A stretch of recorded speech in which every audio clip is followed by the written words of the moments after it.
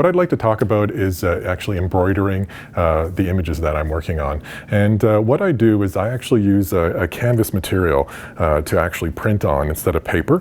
It holds the embroidery thread a little bit better than anything else would. I'd like to eventually end up printing on fabrics and doing that sort of thing, but I don't have access to fabric material printing or the knowledge of. So what I really decided to focus on was actually using the canvas material that is readily available and using that to embroider. It's also made out of thread too, which I kind of like, and I like in tying in the idea of this thread to the actual images themselves.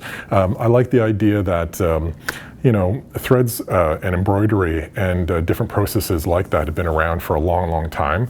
And I like the fact that it was one of the first global trades. And tying that into the work itself of migration and a movement is something that I really wanted to do. But I also wanted to not only talk about movement, but connectivity. And that's one of the reasons why I've decided to sort of connect the images using thread if I was going to display them into a gallery of some sort. So the images would be spaced out, image by image, and then the thread would actually connect each of the images within the actual gallery space going right around.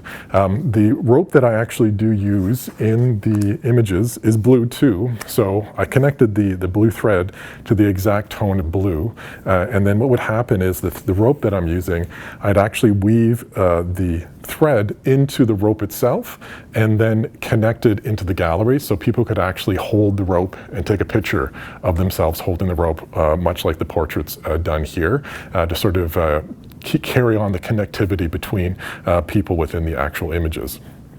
So without further ado, let's get into the actual embroidery of the images. So what I have here is I have two images. One of Jacqueline here and one of Sandra. And what I'm going to do is I'm going to talk about the process and show you how I actually do the embroidery. So one of the things about the images, and as you can see from the camera, is that I'd like to line up all the shots so that the horizontal or the horizon line is all pretty consistent, and that the thread themselves will join even up against itself. So if I was going to display this online, you would actually see the threads even online. I would butt them up and they would actually connect, so to give it that feeling of connectivity. So what I like to do is when I shoot, I also like to keep a really solid plain background. I don't like any distractions, and that's something that I learned from shooting street portraits and street style stuff. I really like the idea of not having too many distracting details, and it looks a little bit more painterly. So I like that process. And I like sort of matching style to what people are actually doing.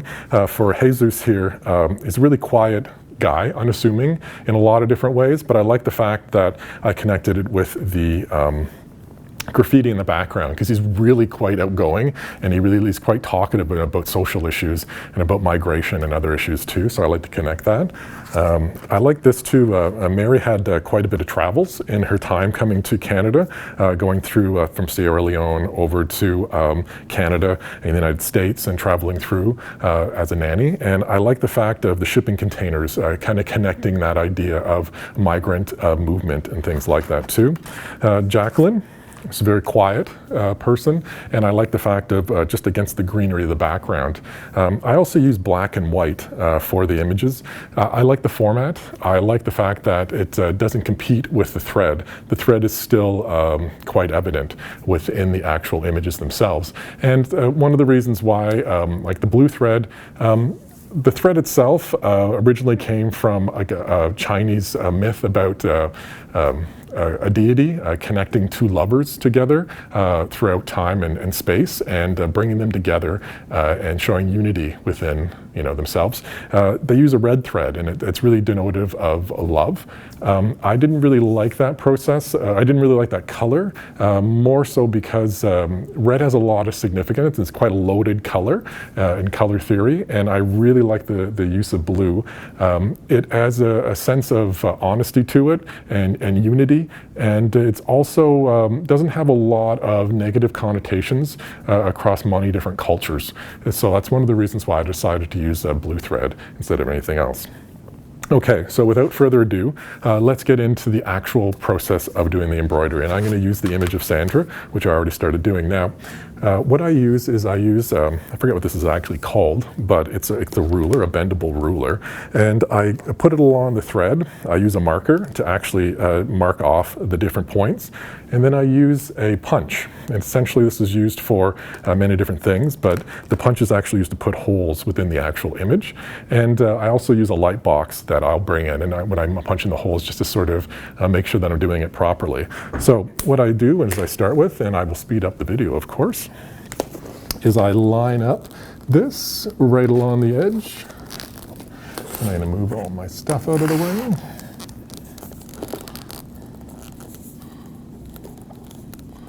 Just like that. So I line that up. And what I start doing is actually marking. And I've tried different variations of this, and some of the work has different spacing, but I'm really trying to narrow this down now. And I do it within about, well, not about, it's about half a centimeter. So it's just within half a centimeter, so it starts with here, and then I basically go over to a quarter of a centimeter, half a centimeter, then like 3/4 and a full. And so I just keep on marking all the way down the line, making sure I have equal spacing. And one of the reasons why I do the equal spacing and doing it this way is it's a lot harder to do this with a needle and thread. You're working and it's just a lot more difficult. So I like doing the spacing with a ruler and a marker.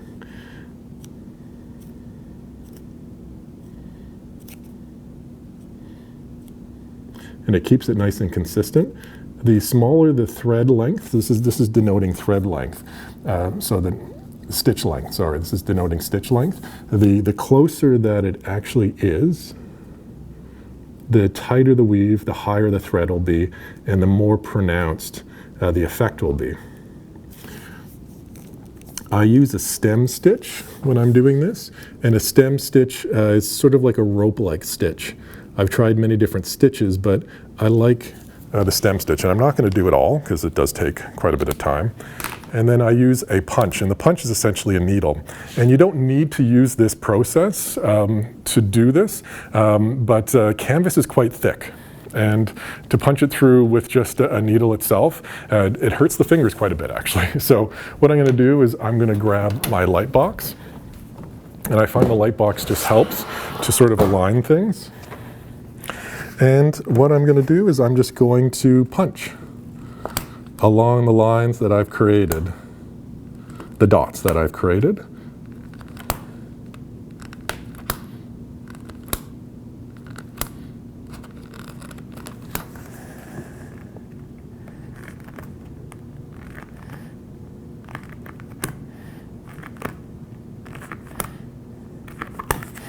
The needle itself is about the same diameter as a needle that you would use for embroidery.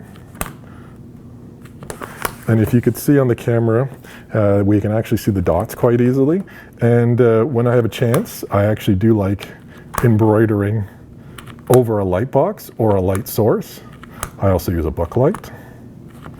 This helps just because it allows me to see the holes really easily. I find the older I get, the more difficult it is.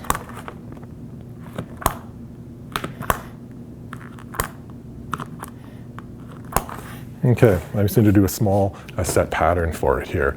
And I'm not going to do the whole thing. Now, I'm using a blue thread to mimic the rope that I'm using, color-wise. You want to make sure when you're doing it, you don't want too long of a stitch length because moving through the fabric, just moving through the fabric, it actually does wear down the thread quite a bit, and it doesn't look as good after a while if you, use a really long stitch length, and it also twists. That's the one thing I've noticed, that it twists quite a bit, and it doesn't look as good. It starts to fray. So I'm using a threader for a needle because it's a lot easier.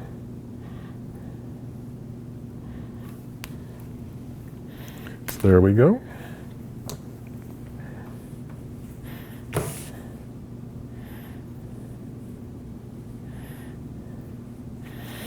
Now, the one thing I've noticed is to do this, you really need to let the image cure. So off-gas is one of the things it's called. If you touch the image too quickly, you will actually sort of start damaging the ink.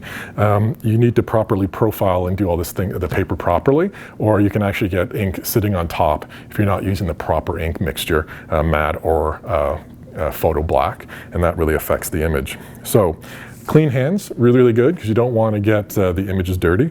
And essentially you start by putting a stitch in right in the beginning. Now, with this image right over here, for all the images, I don't actually stitch with the images with the thread from the last image. The reason being is you don't want a long stitch length like I was mentioning. You'd want something shorter. So I actually put in the stitches artificially afterwards to connect, but I don't think it takes away from the actual process of doing this itself. So in through the first hole, up and over, and then one hole over.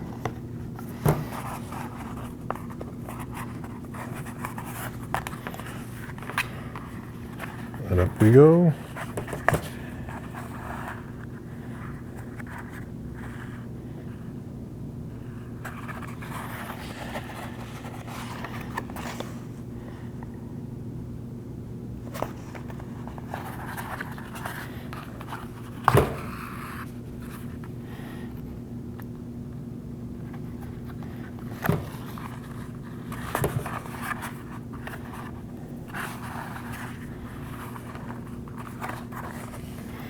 And there we go.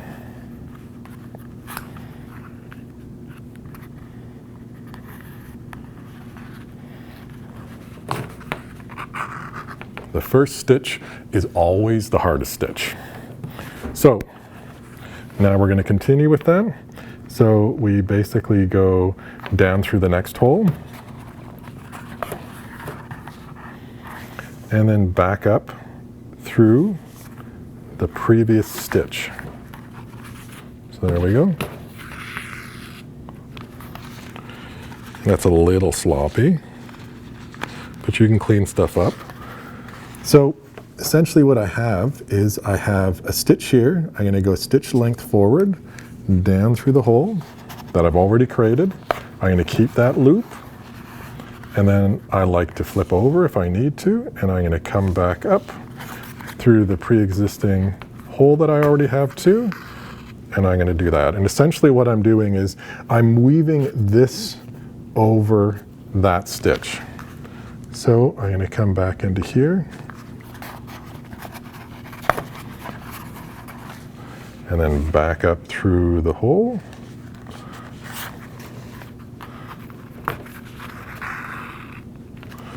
And then back down through the next hole.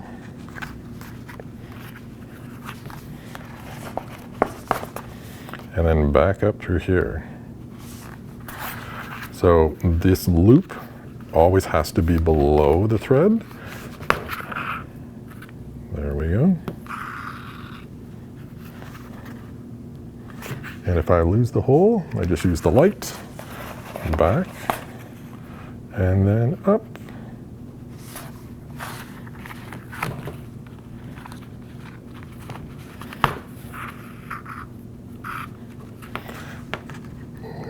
And then back down.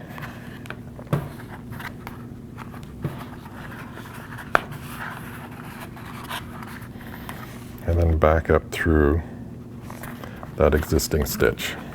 And so what I have over here now is I essentially have a nice stem stitch, which looks like the stem of a plant, more or less. That's kind of how it looks. The front looks pretty solid and looks pretty thick. It's raised quite a bit. And the back, if you do it properly, you should have no spacing in between any of your stitches. So there we go. And I'll shut off the light box. There we go.